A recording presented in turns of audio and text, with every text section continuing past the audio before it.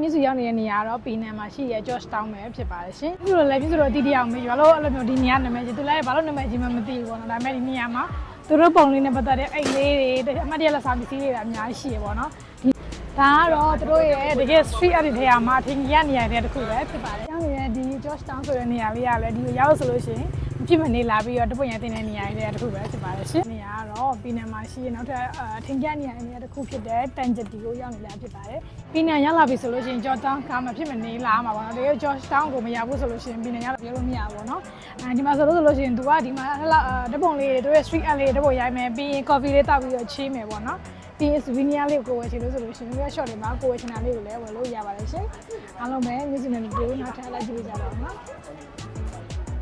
ခုမြစ်စုရောက်နေတဲ့နေရာတော့ပီနန်မှာရှိရဲ George Town ပဲဖြစ်ပါတယ်ရှင်။ဒီမှာတော့လည်းဖို့ဆိုလို့ရှိရင်သူကဒီမှာကတော့ historical place တွေကတော့အများကြီးပဲ။သူ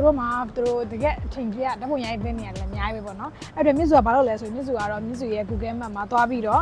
remap လုပ်လိုက်တယ်ပေါ့နော်။ဘယ်ကနေဘယ်နေရာကိုသွားလဲရှိရင်ဆိုတော့ remap လုပ်ထားလိုက်တော့အခုလိုမျိုးကိုဘေး point ကနေစပြီးတော့ဘေး point ကနေသွားမယ်ဆိုလို့ရှိရင်ကိုလိုချင်တဲ့နာကိုလိုရင်းလိုချင်တဲ့ရောက်ပြီးတော့အချိန်ရမကုန်တော့ဘူးเนาะဒီဟာလေးဘယ်လိုလုပ်လဲဆိုတာကတော့မြစ်စုเนาะဗီဒီယိုတစ်ခုနဲ့မြစ်စု sharing လုပ်ပေးသွားပါမယ်ရှင်အခုကတော့မြစ်စုနဲ့တူတူလိုက်ခဲ့ကြပါအောင်เนาะမြစ်စုက street art တွေကိုအရင်သွားပြီးတော့တပုံရိုက်မှာဖြစ်ပါတယ်ရှင်ဒီမှာတော့သူတို့တကယ်ကြော်ကြတဲ့ကြောင်လေးပုံနဲ့ကောင်လေးရဲ့ပုံလေးကိုအလုံးထုတ်ပြကြမယ်ဖြစ်ပါတယ်အဲ့ဒီနေရာလေးသွားပြီးတော့သွားမှာဖြစ်ပါတယ်ရှင်ဒါကတော့သူတို့ရဲ့တကယ် street art တွေထဲမှာအထင်ကြီးရနေရတဲ့တစ်ခုပဲဖြစ်ပါတယ်ရှင်ကောင်းလေးနဲ့တူတူတပုံတွေရေးထဲပါတယ်ရှင်။ဒီလေးနဲ့တူတူနောက်တစ်ခါမှလည်းတကယ်ကိုလောကသူတို့ရဲ့နာမည်ကြီးရဲ့နေရာမှာကြောင်လေးပုံလေးလည်းရှိပါတယ်ရှင်။ပြီးရင်ဒီဆိုတော့ကြောင်လေးပုံမှာတွေ့ရိုက်ကြမယ်နော်။ကျောင်းရဲ့ဒီ George Town ဆိုတဲ့နေရာလေးကလည်းဒီကိုရောက်ဆိုလို့ရှိရင်မဖြစ်မနေလာပြီးတော့တပွင့်ရတင်တဲ့နေရာလေးတစ်ခုပဲဖြစ်ပါတယ်ရှင်။နေရာက UNESCO အမွေနှစ်ဝင်တဲ့နေရာဖြစ်တဲ့အပြင် historical place လည်းဖြစ်တဲ့အတွက်ဒီမှာဆိုရှင်တော်တော်များများမှာကိုလိုနီခေတ်လက်ရာတွေကိုလည်းတွေ့မြင်ရတယ်လို့အခုလိုမျိုး tourist တွေအများကြီးလာပြီးတော့ဓာတ်ပုံတွေကဘယ်နားရိုက်ဓာတ်ပုံတွေကရိုက်လို့ရမ်းလာတယ်ပေါ့နော်အဲ့တော့ကိုကဒီမှာဓာတ်ပုံလေးရိုက်ချင်တဲ့ fan ဖြစ်ချင်တဲ့ Instagram မှာ post တင်ချင်တယ်ဆိုရင်တော့ဒီနေရာကတော့ quality ပါပဲရှင်။နေရာကတော့ umbrella street ဖြစ်ပြီးတော့ဒီမှာဆိုလို့ရှိရင်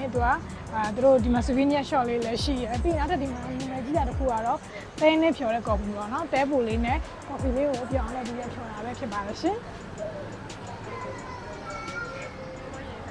Hello ကိုကတဲနဲ့ဖြော်တဲ့ coffee ကို try ကြည့်ချင်တယ်ဆိုလို့ရှိရင်တော့ဒီ site လေးမှာလာပြီးတော့ try လို့ရပါတယ်ရှင်။ဒီနာမှာနာမည်ကြီးတဲ့ရိုက်တဲ့တစ်ခုကတော့ street art ပေါ့နော်။အဲ့ဒါဒီရောက်ပြီဆိုလို့ရှိရင် street art လေးမှာလည်းဓာတ်ပုံရိုက်ကြဖို့နေပါနေရှင်။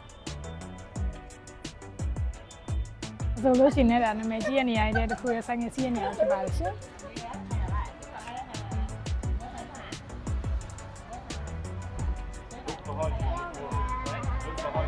်ဒီနေရာမှာဆိုလို့ရှိရင်ခလေးလေးညစပိန်စီးတာပေါ့နော်။ဒါပေမဲ့သူက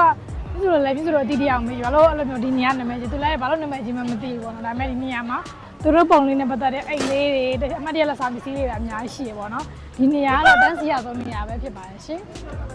ဒီကတော့ဒါပြည်နယ်မှာလည်းနာမည်ကြီးရပါပဲเนาะဒီဆေးရမြန်မာနိုင်ငံမှာဆိုလို့ရှိရင်လည်းအဲ့လိုဘိုင်းနာရင်လူပေါ့ဘိုင်းနာပြောက်တဲ့ဆေးလိုမျိုးပဲသူတို့ရဲ့ခလေးတွေဘိုင်းနာပါဆိုလို့ရှိရင်ဒီဆေးသူတို့ဆွဆွမြင်းမြင်းနဲ့သုံးကြတယ်တချို့ပြည်သူတန်ငယ်ချင်းတွေဆိုလို့ရှိရင်သူတို့အသက်ကြီးရဲ့အထိကိုဒီဆေးကိုသုံးဆက်နေကြတော့မှဖြစ်ပါတယ်ရှင